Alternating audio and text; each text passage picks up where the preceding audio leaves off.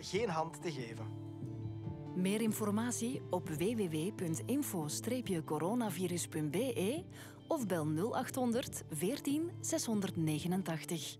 Le point presse sur le coronavirus débutera à 11 heures.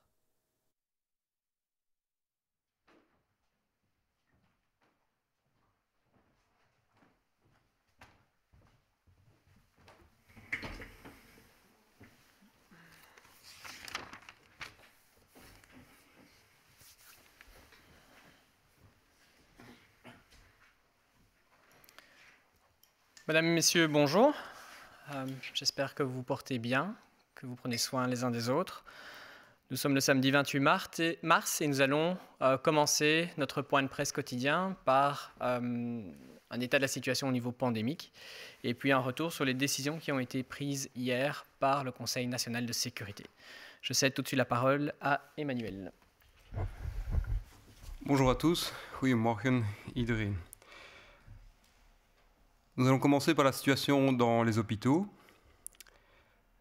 Hier, 575 personnes ont dû être hospitalisées dans le cas d'une infection à coronavirus.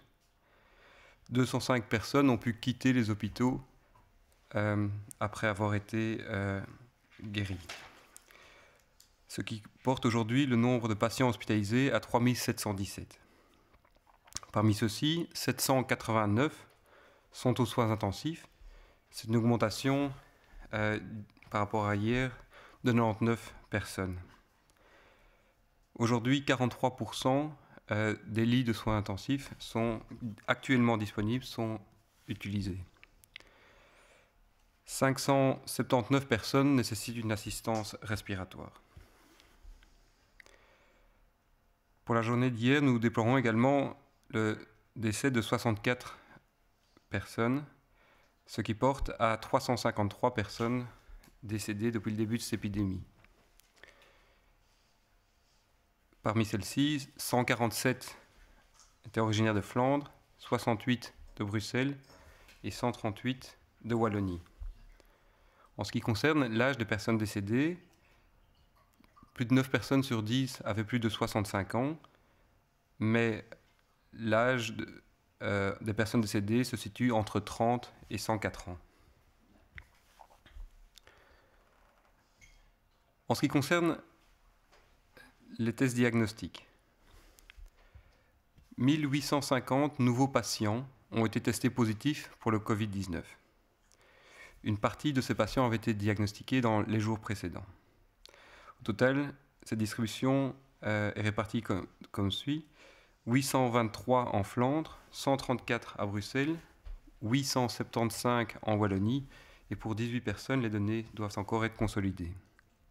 Cela porte pour la Belgique à 9134 cas d'infection confirmés par un test de laboratoire. Pour la journée d'hier, les laboratoires en Belgique ont réalisé 2948 tests, soit plus de 44 000 tests depuis le début de l'épidémie.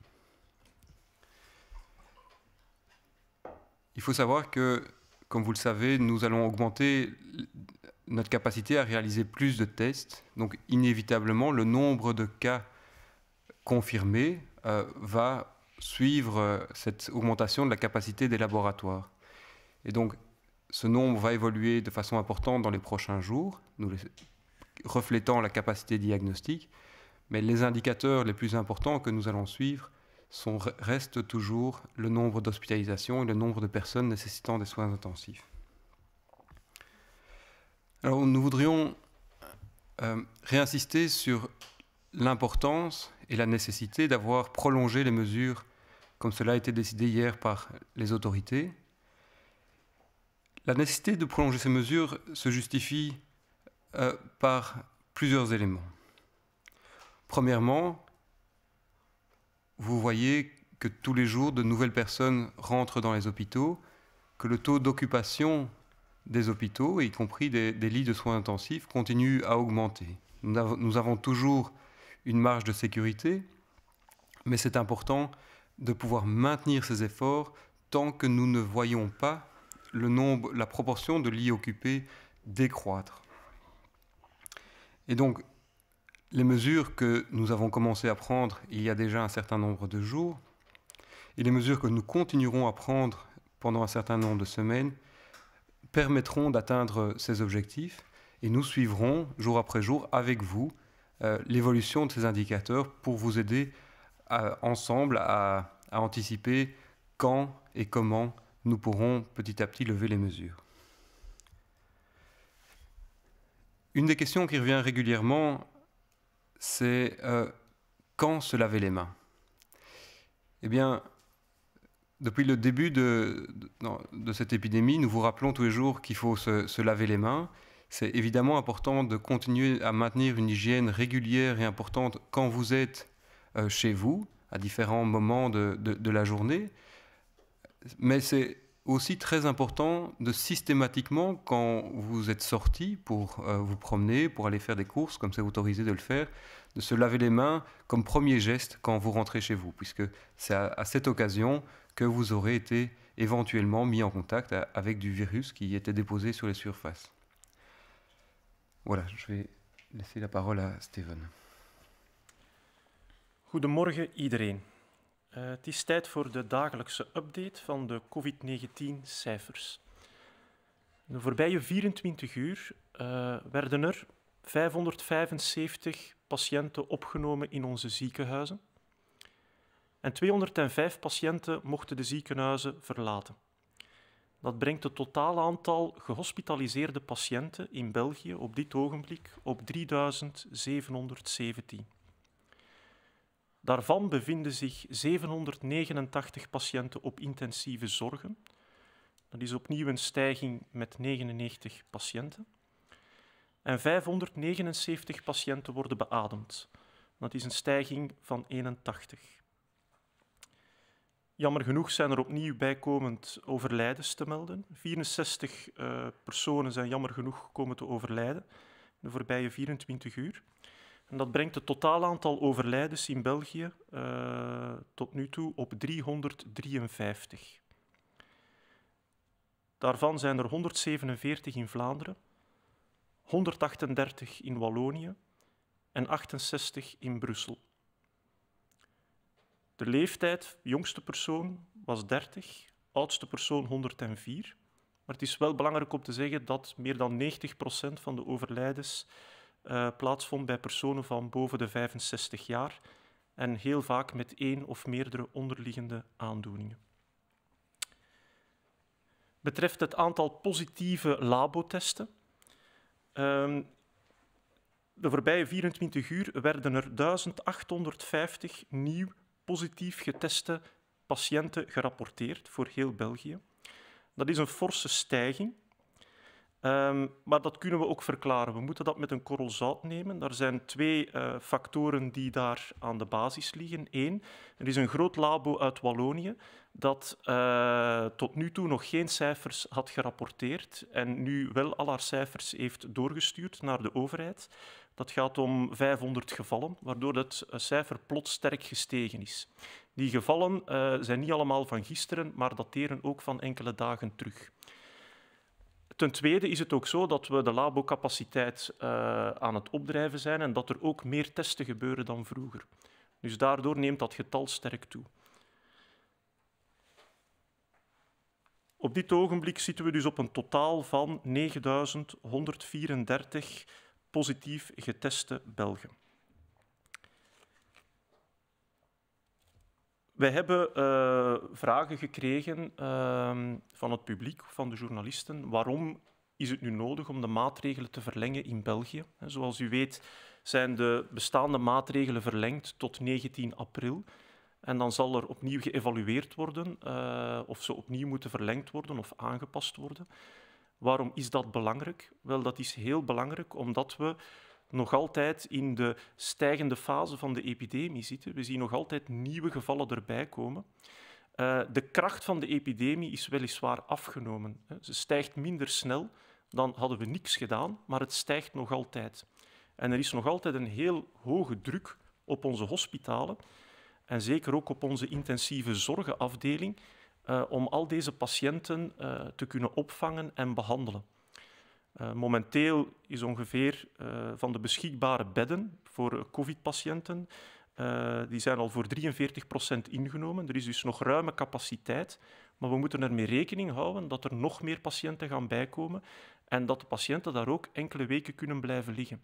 Dus het is heel belangrijk dat we ervoor zorgen dat onze capaciteit niet overbelast wordt. En daarvoor dienen die maatregelen. En we gaan die nog een hele tijd moeten aanhouden.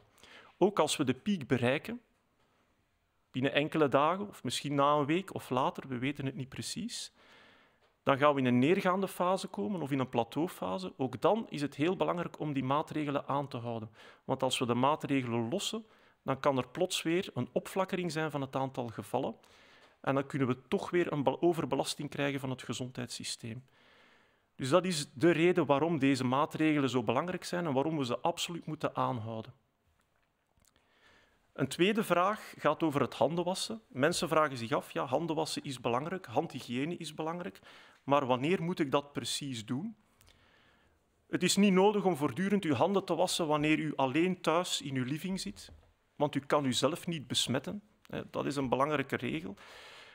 Maar het is vooral belangrijk om dat op een aantal strategische momenten te doen. Wanneer u buiten bent geweest en u komt terug thuis, dan moet uw eerste handeling zijn het wassen van uw handen. Wanneer u naar uw bedrijf gaat, naar uw werk gaat, u komt toe, u hebt het openbaar vervoer gebruikt, u hebt enkele klinken of knoppen aangeraakt, uw eerste taak is het wassen van de handen. Bij het bereiden van voedsel, was eerst uw handen. Voor het eten, was uw handen. Na het toiletgebruik, natuurlijk, was ook uw handen.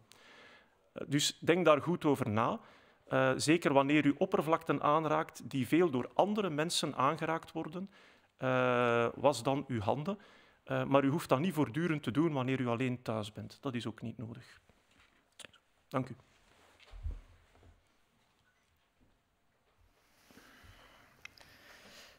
Comme vous le savez, sur base de l'avis d'experts, le Conseil national de sécurité a pris hier la décision nécessaire de prolonger les mesures qui sont en vigueur jusqu'au 19 avril. La situation, depuis le début de cette pandémie, est suivie en permanence et ces mesures, qui sont renforcées actuellement, pourraient être prolongées au-delà du 19 avril jusqu'au 3 mai, mais elles le seraient uniquement sur base d'avis d'experts et sur base de l'ensemble des autorités qui suivent vraiment cette situation jour après jour. C'est donc aujourd'hui à chacun d'entre nous de prendre notre responsabilité, et ce, pour tenir bon dans les semaines à venir. Nous allons devoir faire preuve de patience, mais nous ne pouvons pas sauter une seule étape. La priorité absolue est pour nous, comme pour vous, la santé de chacun de nos concitoyens. Et c'est pour ça que nous devons aujourd'hui, tous ensemble, fournir ces efforts considérables. Le temps de la sensibilisation est fini. Aujourd'hui, tout le monde doit réaliser le sérieux de la situation et doit maintenant agir. On voit néanmoins que, quand on regarde les chiffres notamment des secteurs des télécommunications, que les personnes passent aujourd'hui 80% de leur temps dans leur commune. Ce qui signifie concrètement que vous restez chez vous pour la plupart d'entre vous, que vous suivez les consignes. Et pour cela, on ne peut que vous remercier. Mais malheureusement, il y a toujours des personnes qui ne comprennent pas. Et les services de police, dans les prochains jours et prochaines semaines, seront sur le terrain pour renforcer les contrôles, pour sanctionner si c'est nécessaire, mais surtout pour veiller avec nous, aux côtés des acteurs de la santé publique, au respect des consignes. C'est vrai que les prochaines semaines seront difficiles pour beaucoup d'entre nous. On vous l'a dit, l'importance pour la Belgique, pour chacun d'entre vous, c'est de garder cette solidarité qui nous anime depuis quelques jours et de faire attention aux personnes les plus vulnérables de notre entourage. Arrêtez d'être créatifs dans le non-respect des mesures. Soyez plutôt créatifs avec la manière avec laquelle vous allez être en contact avec vos familles, avec vos proches, tout en respectant les consignes de santé publique. Cette période est très dure émotionnellement pour beaucoup d'entre nous, pour beaucoup d'entre vous, et il faut faire attention à ces émotions qui vont sûrement arriver dans les prochains jours. Cherchez une routine, cherchez une manière de vous occuper, reconnaissez ces émotions qui apparaissent et parlez-en. Parlez-en avec vos proches. Beaucoup d'organisations spécialisées, d'associations sur le terrain sont à votre disposition. Il y a également ces volontaires de la Croix-Rouge qui sont joignables sur le numéro d'information, le 0800 14 689. Continuez à rester chez vous. Continuez à prendre soin de vous et continuez à prendre soin des autres. C'est ce que nous devons faire maintenant dans les prochaines semaines. Merci.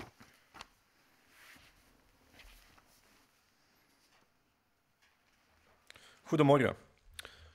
Op basis van de adviezen van de experten heeft de Nationale Veiligheidsraad gisteren beslist om de bestaande maatregelen te verlengen tot en met 19 april. De situatie zal permanent worden opgevolgd en de maatregelen kunnen verlengd worden tot en met 3 mei en dit op aangeven van de experten. Het is nu aan ons allemaal om onze verantwoordelijkheid op te nemen en dit de komende weken vooral vol te houden. We moeten geduld hebben en we mogen absoluut geen stappen overslaan. De absolute prioriteit van de overheid, maar ook van u, is nu de volksgezondheid van alle inwoners van ons land. En daar moeten we met z'n allen vergaande inspanningen voor leveren. Het is duidelijk dat de tijd van sensibiliseren nu voorbij is. Iedereen moet de ernst van de situatie inzien en er vooral ook naar handelen. Uit cijfers van de telecomsector blijkt dat momenteel 80% van de inwoners hun tijd doorbrengen in hun eigen gemeente. Dit bewijst dat de meeste mensen het principe van blijf in uw kot naleven. Waarvoor absoluut onze dank. Jammer genoeg stellen we nog steeds vast dat een aantal mensen de ernst van de situatie niet inzien. De politiediensten zullen dan ook de komende dagen en weken streng controleren en er zal sanctionerend worden opgetreden. Het is duidelijk dat de komende weken moeilijk zullen zijn voor heel veel mensen onder ons. Wees solidair en heb aandacht voor de meest kwetsbaren. Wees vooral niet creatief in het naleven van de maatregelen, maar wees creatief in de manier waarop je in contact kan blijven met familie en vrienden in deze moeilijke periode. Uiteraard met respect voor de gekende maatregelen. Deze periode is voor velen ook emotioneel zwaar. Wees hier waakzaam voor. Zoek routine, manieren om je te ontspannen en erken je gevoelens en durf hier ook over praten. Er zijn genoeg gespecialiseerde organisaties die je kunnen ondersteunen in deze periode. Onder andere de vrijwilligers van het Rode Kruis, die je kan bereiken via het informatienummer 0800 14 689. Blijf binnen, blijf voor jezelf zorgen en blijf zorgen voor de anderen. Ik dank u. Nous allons, comme chaque jour, passer aux questions qu'on a reçues. On va essayer d'y répondre, comme on l'a dit, le plus précisément possible. Et si certaines questions demandent plus d'informations ou de réflexion, on reviendra dans les prochains jours. Quels hôpitaux sont proches de leur capacité maximale? Le plan de répartition a-t-il déjà dû être activé? Donc, la situation dans tous les hôpitaux est suivie de façon attentive. Comme on l'a dit aujourd'hui, le nombre de patients qui doivent rentrer aux soins intensifs continue à augmenter. Donc, inévitablement, cette situation devient chaque jour à monitorer de plus en plus près. Aujourd'hui, le plan de répartition n'a pas encore été activé, mais cela peut évoluer dans les prochains jours. Welke ziekenhuizen zitten bijna aan hun maximumcapaciteit? Hebben jullie al gebruik moeten maken van het plan om patiënten over te dragen naar andere ziekenhuizen? Op dit ogenblik is er voldoende capaciteit in België om patiënten op intensieve zorgen te verzorgen. We hebben 2081 bedden beschikbaar op dit ogenblik. Er zijn er 789 ingenomen. Er is dus nog meer dan de helft aan vrije bedden beschikbaar. Het is mogelijk dat bepaalde ziekenhuizen meer patiënten hebben dan andere en dan is er inderdaad een verdelingsplan voorzien. In de eerste plaats is dat in de netwerken waarmee die ziekenhuizen samenwerken en dan kunnen patiënten doorverwezen worden. In hoeverre dat dit op dit ogenblik al gebeurd is, kan ik niet meteen zeggen, maar er is zeker ruim capaciteit voldoende. Kleiner ziekenhuis in een regio met relatief veel patiënten kan wat meer belast zijn dan een ander ziekenhuis, maar dan wordt dat gewoon uitverdeeld. En dat is een systeem dat heel goed werkt en waar we ook op de toekomst kunnen op rekenen. Hoeveel plaatsen zijn er nog beschikbaar buiten de afdeling intensieve zorgen?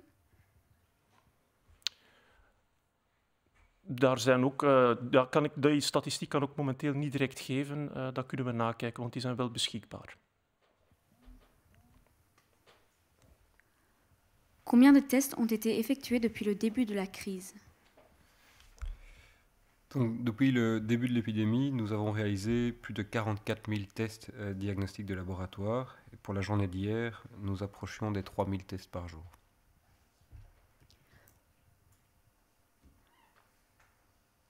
Hoeveel tests zijn er al sinds het begin van de crisis uitgevoerd? We zitten momenteel op een totaal van ongeveer 44.500 testen. De testcapaciteit verhoogt ook. De voorbije 24 uur zijn er bijna 3000 testen uitgevoerd per dag. En waarschijnlijk gaat dit ook nog verhogen in de toekomst. Wat is het percentage van patiënten die de intensieve zorgen kunnen verlaten? Daar hebben we op dit moment ook nog geen precieze statistieken over. Dit is iets dat we gaan bekijken voor de toekomst, waar we dan iets concreter kunnen over communiceren.